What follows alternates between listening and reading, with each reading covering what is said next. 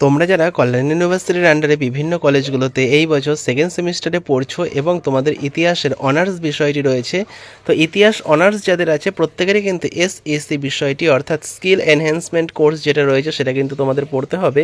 তো আজকে তোমাদের এই এসএসসি পেপারের গুরুত্বপূর্ণ কিছু 1 নম্বরের প্রশ্ন উত্তর আলোচনা করবো, কারণ তোমাদের কিন্তু 1 নম্বরের 5টা প্রশ্নের উত্তর করতে হয়।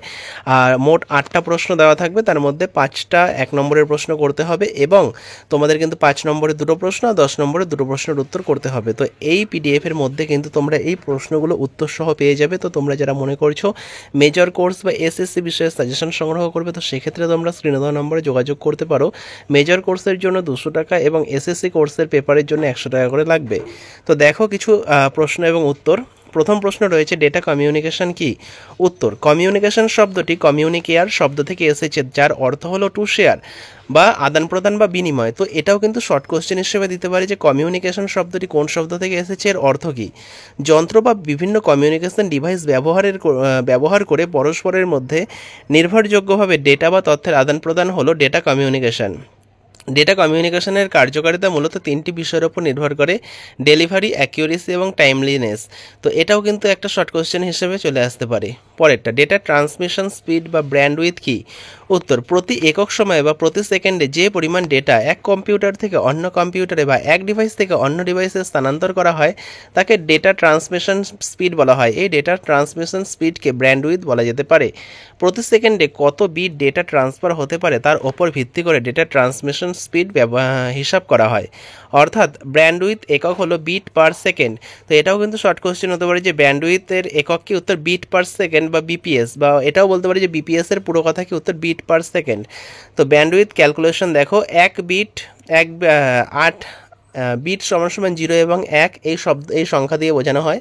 তো 1 বাইট হচ্ছে 8 বিট, 1 কিলোবাইটে হচ্ছে 1024 বিট, 1 মেগাবাইটে হচ্ছে 1024 কিলোবাইট, 1 গিগাবাইট বা 1 জিবিতে 1024 এমবি, 1 টেরাবাইটে 1024 গিগাবাইট। তো এটাও ভালো করে দেখে রাখবে শর্ট কোশ্চেন হিসেবে। পরেরটা, সিগন্যাল কি? উত্তর, সিগন্যাল বলতে সময়ের সাথে ভোল্টেজের পরিবর্তনকে বোঝানো হয়। যখন ভোল্টেজ শূন্য থাকে এবং সেখান থেকে বাড়তে বাড়তে উপরে উঠে তখন কিছু পরিবর্তন হয় এবং ভোল্টেজ কমার সাথে সাথে এটি নিচে নামতে থাকে। সময়ের সাথে ভোল্টেজের এই ওঠানামাকেই সিগন্যাল বলা হয়। আরেকটা প্রশ্ন এখান থেকে রয়েছে, সিগন্যালকে কটা ভাগে ভাগ করা যায়? উত্তর, 2টি ভাগে, একটা অ্যানালগ সিগন্যাল আর একটা হচ্ছে ডিজিটাল সিগন্যাল।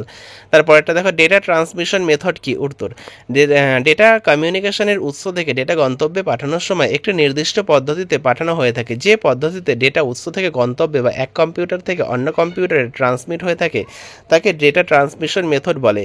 উৎস থেকে গন্তব্যে ডেটা 2টি পদ্ধতিতে ট্রান্সমিট হয়ে থাকে, একটা হচ্ছে প্যারালাল ট্রান্সমিশন আর একটা হচ্ছে সিরিয়াল ট্রান্সমিশন।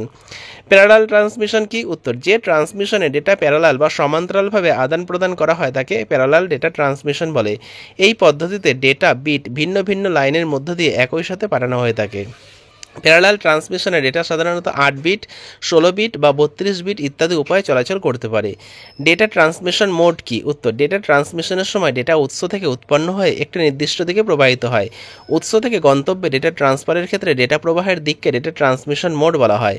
ডেটা প্রবাহের দিকের ওপর ভিত্তি করে ডেটা ট্রান্সমিশন মোডকে 3টে ভাগে ভাগ করা হয়। এটাও একটা শর্ট কোশ্চেন হয় যে ডেটা ট্রান্সমিশন মোডকে ডেটা প্রবাহের উপর ভিত্তি করে কটা ভাগে ভাগ করা হয়। কী কী? উত্তর দেখো, 3টে ভাগ, একটা হচ্ছে সিমপ্লেক্স, একটা হাফ ডুপ্লেক্স এবং একটা ফুল ডুপ্লেক্স। সিমপ্লেক্স মোড কি? উত্তর, যে ডেটা ট্রান্সমিশন পদ্ধতিতে ডেটা শুধুমাত্র একদিক থেকে প্রেরণ করা হয় তাকে বলা হয় simplex data transmission mode. Simplex data ট্রান্সমিশনে সিগন্যাল কেবল একদিকে প্রবাহিত হতে পারে, অর্থাৎ এই পদ্ধতিতে প্রেরক প্রান্ত শুধু ডেটা প্রেরণ করতে পারবে আর গ্রাহক প্রান্ত সেই ডেটা শুধু গ্রহণ করতে পারবে। এই ট্রান্সমিশনে প্রেরক কখনোই গ্রাহক হিসেবে বা গ্রাহক কখনোই প্রেরক হিসেবে কাজ করবে না, তাই এই মোডকে ওয়ান ওয়ে বা একমুখী ডেটা ট্রান্সমিশন মোডও বলা হয়। তো সিমপ্লেক্স মোডের উদাহরণ কি? কিবোর্ড, মনিটর, রেডিও, টেলিভিশন ইত্যাদি। এটাও শর্ট কোশ্চেন হিসেবে দিতে পারে। হাফ ডুপ্লেক্স মোড কি? উত্তর, যে পদ্ধতিতে ডেটা উভয় দিক থেকে আদান প্রদান করা যায় কিন্তু তা একই সময়ে সম্ভব নয় তাকে half duplex data transmission mode বলা হয়।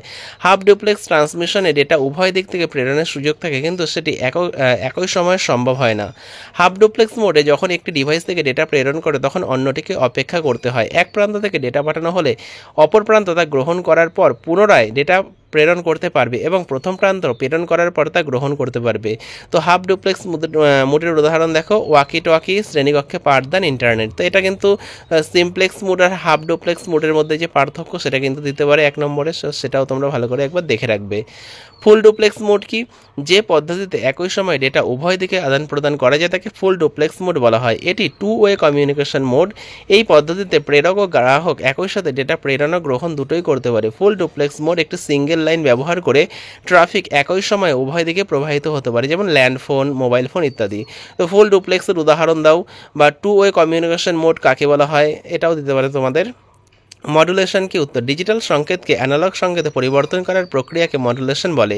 টেলিযোগাযোগের ক্ষেত্রে মডুলেশন বলতে কোনো পর্যাবৃত্ত তরঙ্গকে ব্যবহার করে একটি তথ্য সংকেত প্রেরণের জন্য উক্ত তথ্য সংকেতটিকে বিভিন্নভাবে পরিবর্তন করার প্রক্রিয়াকে বলা হয়।